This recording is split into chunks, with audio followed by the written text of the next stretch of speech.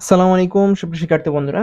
আজকের ভিডিওতে আমরা শিখব যে দেয়ার ইজ নো চান্স বা কোনো সম্ভাবনা নেই। বাংলা বাক্যে যখন আমরা কথা বলার সময় কোনো সম্ভাবনা নেই যে আজকে বৃষ্টি হওয়ার, এরকম যখন বাক্য থাকে তো সেক্ষেত্রে আমরা যেই ওয়ার্ডগুলো ব্যবহার করব ইংলিশে সেটা হচ্ছে দেয়ার ইজ নো চান্স। তাহলে কোনো সম্ভাবনা নেই এরকম থাকলেই বা এরকম কথা বলার ক্ষেত্রে আমরা ইংলিশে দেয়ার ইজ নো চান্স এই ওয়ার্ডটা বা এই সেন্টেন্সটা নিয়ে আসবো। ওকে, সেন্টেন্সের এই পার্টটা নিয়ে আসবো। এর আগের পার্টে আমরা শিখেছিলাম বড় বা কোনো কিছু ধার নেওয়ার ক্ষেত্রে আমরা কিভাবে কথা বলতে পারি। তো ভিডিওগুলো যারা আগের লেসনগুলো দেখোনি তারা আমাদের চ্যানেলের প্লেলিস্ট থেকে দেখে নিতে পারো। তো দেখো যে জাহিদ সঠিক সময় এখানে আসার সম্ভাবনা নেই। এখানে জাহিদটা বাংলায় লিখতে পারতাম, আচ্ছা যাই হোক। তো জাহিদ সঠিক সময় এখানে আসার সম্ভাবনা নেই। তো এটা বলার ক্ষেত্রে আমরা কিভাবে বলতে পারি যে there is no chance Zahid will be here on time. Will be here on time, on time মানে হচ্ছে সঠিক সময়ে বা ঠিক সময়ে। উইল বি হিয়ার এখানে আসার সম্ভাবনা, তার মানে আমরা কি বলতে পারি, আমরা যে বলেছিলাম যে আসার সম্ভাবনা নেই বা কোনো সম্ভাবনা নেই, এক্ষেত্রে আমরা কি ব্যবহার করবো, দেয়ার ইজ নো চান্স। তাহলে there is no chance Zahid will be here on time.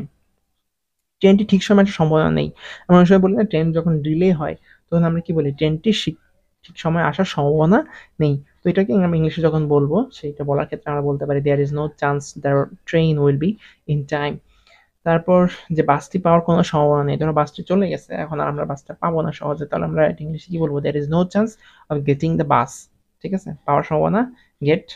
আমরা যেহেতু অফ ব্যবহার করেছি প্রিপোজিশনের পরে আমরা অফের পরে আমরা ভার্বের সাথে মূল ভার্ব যেটি আমাদের প্রেজেন্ট ফর্ম সেটার সাথে আইএনজি যোগ করব। ম্যাচটি জেতার কোনো সম্ভাবনা নেই, ধরো বাংলাদেশের সাথে কোনো দেশের খেলা হচ্ছে, তো আমরা সেক্ষেত্রে বলছি যে এই ম্যাচটি জেতার, বাংলাদেশের ম্যাচটি জেতার কোনো সম্ভাবনা নেই, there is no chance of winning the match. এখানে যদি আমরা বলি বাংলাদেশের ম্যাচটি জেতার সম্ভাবনা নেই, তাহলে আমরা কি বলতে পারি, there is no chance of winning the match of for Bangladesh. Okay, দেরি হওয়ার সম্ভাবনা নেই, আমরা কোনো কাজ দ্রুত করে ফেলছি এবং কেউ আমাদেরকে বলছে যে তোমার কতক্ষণ লাগবে, আর তো তাকে বলতেছো দেরি হওয়ার কোনো সম্ভাবনা নেই। তো এটাকে ইংলিশ আমরা যদি বলতে চাই তাহলে আমরা কিভাবে বলবো, there is no chance of getting late. দেরি হওয়ার সম্ভাবনা নেই, এটা ইংলিশ কি বলবো, there is no chance of getting late. তারপর আমরা যদি কিছু প্র্যাকটিস করি, there is no chance she will be yours, এটা কোনো সম্ভাবনা নেই সে তোমার হবে। There is no chance of buying a car for them, তাদের জন্য গাড়ি কেনার কোনো সম্ভাবনাই নেই। There is no chance of winning the prize for her, তার জন্য আহ, পুরস্কার জেতার কোনো সম্ভাবনাই নেই। There is no chance of her coming here, তার এখানে আসার কোনো সম্ভাবনাই নেই। There is no chance of her getting married, তার বিয়ে করার কোনো সম্ভাবনাই নেই। এবার আমরা বেশ কিছু ওয়ার্ড সেন্টেন্স শিখে নিলাম সেটা বাংলা। তো আমরা যদি যখন কদাচিৎ বা তেমন কিছু না বা খাই না, যাই না, এমন অর্থে, ধরো আমরা অনেক সময় বলি না যে আমি মাঝে মাঝে খাই, তারপর আমি মাঝে মাঝে করি এই কাজটা, বা মাঝে মাঝে খাই না, মাঝে মাঝে বা যাই না, এটাকে আমরা একসাথে কি বলতে পারি, মানে একটা ওয়ার্ডে আমরা যদি বলি কদাচিৎ, মানে কদাচিৎ মানে হচ্ছে মাঝে মাঝে, বা তেমন করি না, মাঝে মাঝে খাই, মাঝে মাঝে দেখি, মাঝে মাঝে যাই। তো এরকম বাক্যের বেলায় আমরা কি ব্যবহার করব, ইংলিশ বাক্যের বেলায় আমরা ব্যবহার করব স্যালডম। স্যালডম মানে হচ্ছে মাঝে মাঝে করা বা কদাচিৎ করা। স্যালডমের পরে সবসময় ভার্বের ফার্স্ট ফর্ম হয়, কি ফর্ম হয়, ভার্বের ফার্স্ট ফর্ম বা প্রেজেন্ট ফর্ম হয়। তাহলে আই স্যালডম, এখানে যে কোনো সাবজেক্ট হতে পারে, আমরা জাস্ট আই দিয়ে দেখালাম, স্যালডম প্লাস ভার্বের ফার্স্ট ফর্ম। তাহলে ধরো আমি কদাচিৎ কফি পান করি, কফি কিন্তু পান করে, কফি তো খায় না তাই না, পানি জাতীয় জিনিস সবসময় ড্রিঙ্ক করে বা পান করে। তো আমি কদাচিৎ কফি পান করি বা আমি মাঝে মাঝে কফি পান করি, এটার ইংলিশ কি হবে, আই সেলডম ড্রিঙ্ক কফি। আমি মাঝে মাঝে টিভি দেখি বা আমি কদাচিৎ টিভি দেখি, এটার ইংলিশ হবে আই সেলডম ওয়াচ টিভি। আমি মাঝে মাঝে গাড়ি চালাই, এটার ইংলিশ কি হবে, আই সেলডম ড্রাইভ আ কার। এখানে কদাচিতের জায়গায় মাঝে মাঝে ব্যবহার করতে পারবো, বা তেমন না অল্প চালাও সেটার ক্ষেত্রে এটা এই ওয়ার্ডগুলো ব্যবহার করতে পারবে, সেলডম ওয়ার্ডটা। তারপর হচ্ছে আমি কদাচিৎ কলা খাই বা আমি মাঝে মাঝে কলা খাই, আই সেলডম ইট বেনানাস। কলা যেহেতু মাঝে মাঝে খাও তাই প্লুরাল ফর্মটি হবে এখানে। আচ্ছা, তারপর হচ্ছে আমি মাঝে মাঝে তাকে দেখি বা আমি কদাচিৎ তাকে দেখি, ইংলিশ কি হবে, আই সেলডম সি হার। তাহলে এখানে দেখো বেশ কিছু প্র্যাকটিস আমাদের রয়েছে, যে I seldom listen to music, আমি মাঝে মাঝে গান শুনি। I seldom go for shopping, আমি মাঝে মাঝে কেনাকাটায় যাই বা আমাদের শপিং এ যাই।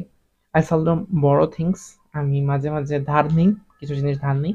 আই সেলডম বাই ম্যাগাজিনস, মাঝে মাঝে আমি ম্যাগাজিন ক্রয় করি। যে কোনো কিছু মাঝে মাঝে বা কদাচিৎ বোঝাতে আমরা সেলডম ব্যবহার করবো, এবং অবশ্যই এটা খেয়াল রাখবো সেলডমের পরে ভার্বটা প্রেজেন্ট ফর্ম হবে, মানে ভার্বের বি ওয়ান ফর্মটি হবে। পরবর্তী লেসন 7 আমরা এটা পরিষ্কার যে বা এটা স্পষ্ট যে আমরা যখন কোনো কিছু প্রকাশ করতে চাই, কোনো তদন্ত, সেক্ষেত্রে আমরা এটা বলি যে এটা পরিষ্কার বা এটা স্পষ্ট যে এই কাজটা হয়েছে। তো এইটা বলার ক্ষেত্রে আমরা কি ব্যবহার করব সেটা আমরা পরবর্তী লেসনে শিখবো এবং কিভাবে আমরা সেটা ব্যক্তি জীবনে বা ডে টু ডে লাইফে ব্যবহার করতে পারি। ভিডিওগুলো ভালো লাগলে বেশি, বেশি বন্ধুদের শেয়ার করে দিবে। আগের যে ভিডিওগুলো যারা দেখোনি তারা চাইলে আমাদের প্লেলিস্ট থেকে সে আগের ভিডিওগুলো দেখে নিতে পারো। এবং প্রত্যেকটা আ লেসনগুলো তোমাদের ভালো লাগলে এবং কমেন্ট সেকশনে তোমরা জানিয়ে দিবে। তো তোমরা যেই পার্টটি শেষ করবে সেই লেসনটি শেষ করার পর সেই লেসনে একটা কুইজ দিয়ে দিবে। আমাদের এখানে নাম্বারিং দেখতে পাবে। এখানে এখন লেসন 1 এর যে কুইজটি সেটা এখানে দেখানো হচ্ছে। এখানে 5 টি কোশ্চেন দেওয়া আছে। এখানে প্রশ্ন করা হয়েছে, what is the correct Bengali translation of I am trying to clean my house.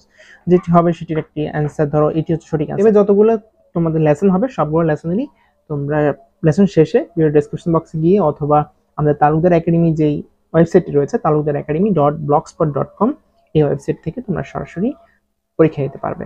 অনলাইনে কেনাকাটা করতে পছন্দ করো, দারাজের একটি গ্রুপ আমাদের খোলা হয়েছে, তোমরা চাইলে এই গ্রুপে যুক্ত হতে পারো। গ্রুপের লিংক ভিডিও ডেসক্রিপশন বক্সে দেওয়া থাকবে।